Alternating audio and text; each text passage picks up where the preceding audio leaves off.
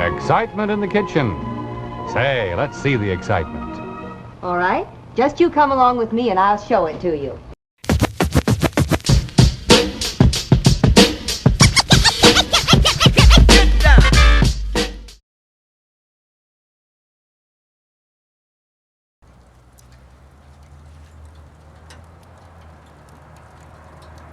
Welcome, I am Jonathan, the Appliance Dude, here at Curto's in Westchester County, high atop Mount Appliance here on Central Avenue in beautiful and bucolic Yonkers, New York.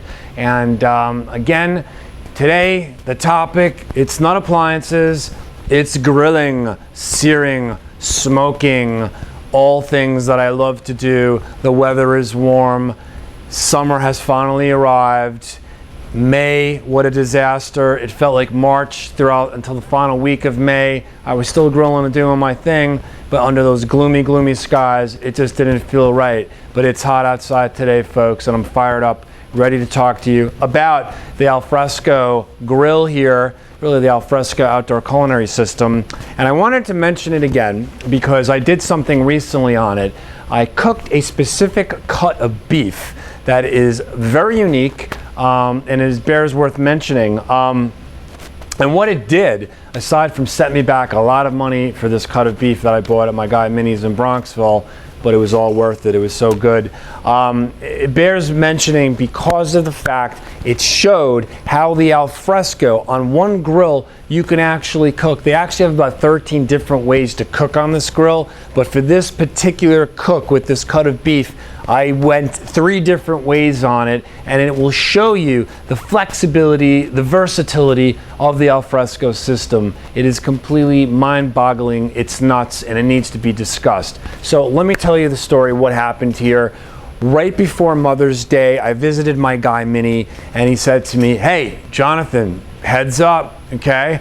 I'm getting tomahawk steaks in." Tomahawk steaks, of course, massive piece of beef, long bone sticking out of it, really incredible piece to look at and more so to eat. This tomahawk that I bought actually looked like it was cut from a Brachiosaurus, Jurassic period. Incredible. Fed, and he's like, "Dude, you're not going to eat this yourself. This is 2 to 3 people, blah, blah, blah." The cut of beef, which you've probably seen the photo of already, if not right now, was about 3.5 inches tall, high, very well marbled. I mean, it was a prime cut. He told me this is what they have. This particular purveyor sends stuff over to Luger's. I don't know if that's true or not, but the bottom line is it was an incredible specimen. Definitely looked like it was cut from a dinosaur as opposed to some steer. But anyway, the way I approached this cook was that I knew that it was going to take a long time on the grill because of the thickness.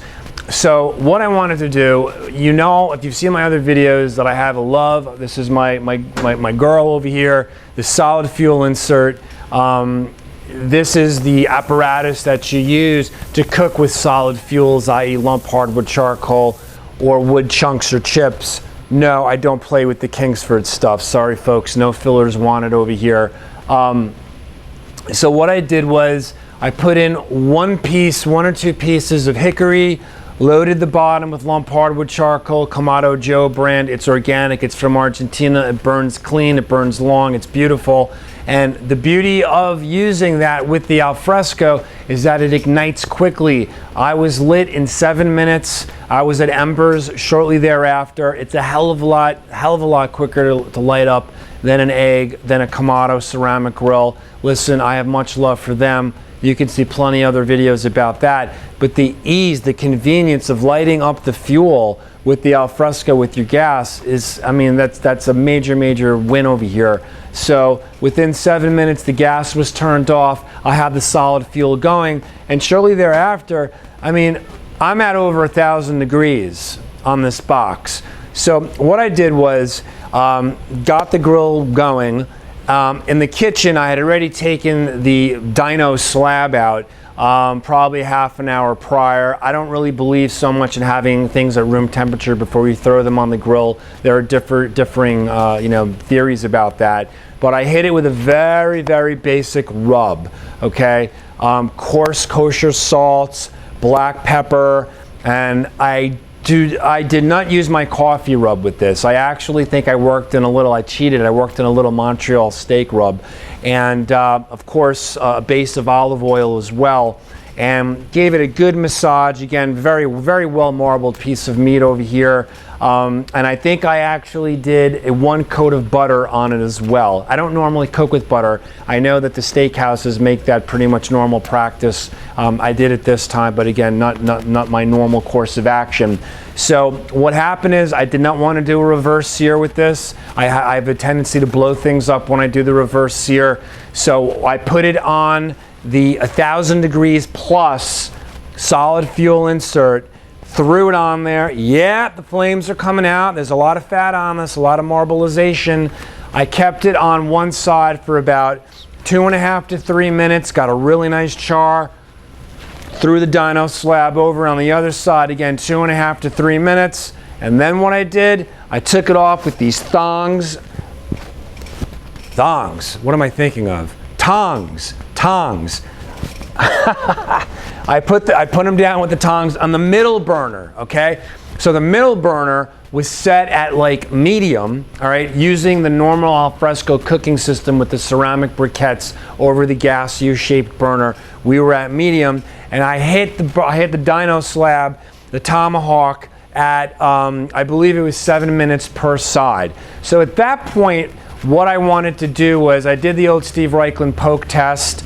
It did feel a bit spongy still. I don't think I was at medium rare. I'm looking for 125 degrees. I injected my, I stuck it with my meat probe and my instant read thermometer, and I wasn't near 125. I was at like 100, 105, something along those lines. It was going to be blood red inside. So I said, let me leave it here for a couple of more minutes. Did that. And I was looking at the bark on it, and you know, this did a very nice job from the get-go of creating some sizzle, some bark, some caramelization on the top. But I said, you know what? I've used 2 of the 3 different burners on this grill. Let's light up the Hellfire burner, i.e. the IR infrared sear burner, and let me finish off the sear with that. So I lit the Hellfire burner. This goes up. This is 1,000 or 1,100 degrees up to 1,600 degrees. It's the hottest IR burner out there. I got it to temperature in a couple of minutes. Threw the dyno slab tomahawk on there. 1.5 minutes on one side, 1.5 minutes on the other side. Pulled it off. And it was time, and yes, I did use the thongs to pull them off. No, I did it again. The tongs, not the thongs. All right, I don't know where my mind is at. Actually, I do know where it's at. But pulled it off, put it off to the side, and I let it temp for about 5 minutes or so. Cut into it, yowza. I mean, I had crazy bark, crazy crust caramelization on the top.